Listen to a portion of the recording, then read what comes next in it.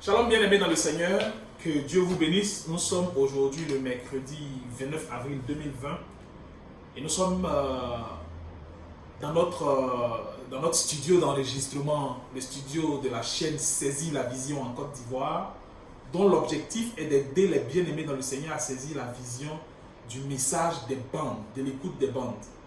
Aujourd'hui, c'est un sujet qui fait jaser plusieurs, un sujet à polémique.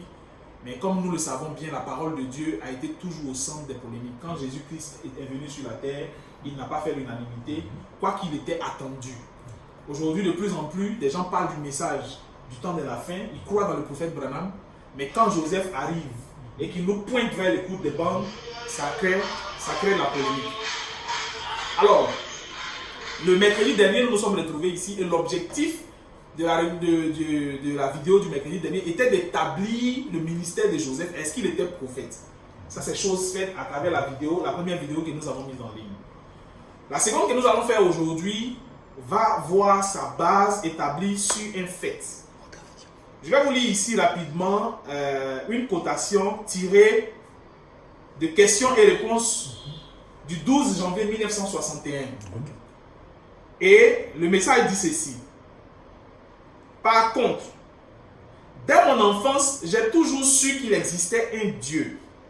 Et je savais que quelque chose s'était produit dans ma vie. Et ça, c'est incontestable, mes frères. C'est William Branham qui parle. Voyez, mais permettez-moi de vous dire ceci. Il viendra un message. Et il viendra un messager. Point. Je crois que s'il s'agit d'un homme, ce sera quelqu'un qui viendra après moi. Ça, c'est le prophète qui le dit. Oui. Donc, il nous présente clairement qu'il ne s'agit pas de lui. Oui. Nous avons l'unanimité que lui, il est messager et il a un message, le dernier message, pardon, le message du temps de la fin, bien établi par certaines écritures, parmi lesquelles Malachie 4, Luc 17, 30, etc. Mais il dit que quelqu'un viendra, et si c'est un homme, il viendra après lui, Malachie 4. Et il continue pour dire, mais ce message que je prêche est le vrai message de notre jour. Et c'est le dernier message. Donc il y a le dernier message, comme le dit Malachie 4, mais en même temps, il y a quelqu'un qui doit venir après Malachie 4. Nous citons Malachie 4, rien d'autre. Et il dit, vous voyez ce que je suis en train de faire là, frère, je vous place, vous, dans la même position que moi, puisque vous en êtes partie intégrante autant que moi. Vous êtes des messagers de ce message. Donc, nous sommes messagers de ce message, mais il y a aussi quelqu'un qui doit venir, et ce quelqu'un doit venir après Malachie 4. Alors, si quelqu'un doit venir après Malachie 4, de qui s'agit-il aujourd'hui et que fera cette personne? Voilà l'objet de la vidéo que nous ferons aujourd'hui.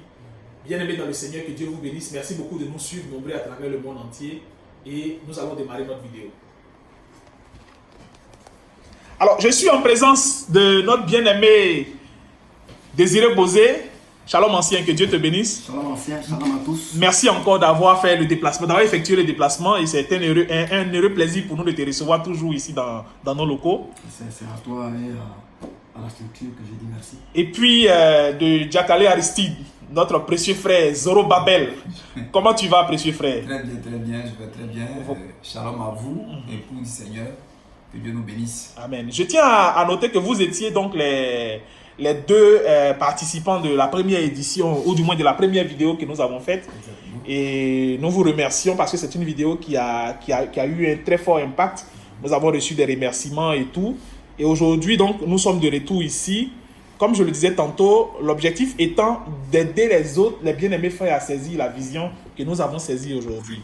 Alors, sur la base de la citation que nous venons de lire, est-ce qu'il y a quelqu'un qui est promis après William Marion Branham? Pourquoi nous posons cette question? Nous posons cette question parce que, bien évidemment, nous connaissons aujourd'hui un certain nombre de personnes qui ont été établies. Je vais citer 2 personnes parmi tant d'autres. Vous avez entendu, nous connaissons très bien le message appelé l'inspiration de cette tonnerre. Loin de nous de nous attaquer à quelqu'un, ce n'est d'ailleurs pas notre objectif, mais nous voulons établir la vérité. Donc, il y a le message de l'inspiration de cette tonnerre qui a comme pionnier le révérend Joseph Coleman, que nous apprécions d'ailleurs beaucoup, qui est allé dans la gloire. Et ses partisans disent que Joseph Coleman, comme Josué a été établi après Moïse dans la Bible, est celui qui devait venir après Malachie 4 pour donner sens au message du prophète. Ça a vu donc, si vous voulez, tout un ministère qui a été établi autour de la chose, et nous connaissons aujourd'hui le ministère, ou du moins le message de l'inspiration des 7 tonnerres, ou je vais dire l'inspiration des 7 tonnerres, qui est prêché partout dans le monde aujourd'hui par certains prédicateurs. Et puis à côté de cela, nous connaissons aussi l'histoire de Ewald Frank. Ewald Frank, qui sachant très bien que Malachie 4 disait que Dieu lui avait demandé à lui, Malachie 4, d'emmagasiner la nourriture, comme on a dit à Joseph de le faire, il dit, après le départ du prophète, lui, Ewald Frank, il se positionne pour distribuer cette nourriture parce que nous sommes arrivés en temps de famine. Donc tous, quand nous regardons l'attitude de ces deux personnes que nous venons de citer, nous réalisons effectivement qu'il existe un ministère après Malachie 4. Quel est le rôle de ce ministère s'il existe?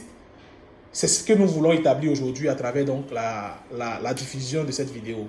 Alors, bien-aimés frères Désiré Gauzé, c'est à toi que nous laissons la parole. Est-ce qu'il y a un ministère après Malachie 4? Si c'est vrai, de quoi s'agit-il et quel est le rôle de ce ministère-là? Ok, merci mon frère. D'abord, je voudrais dire que je ne veux pas être prétentieux parce que nous avons un prophète dans le camp et ce prophète-là, c'est Joseph Branham. Et c'est lui qui est bien placé pour nous parler un peu de ces choses.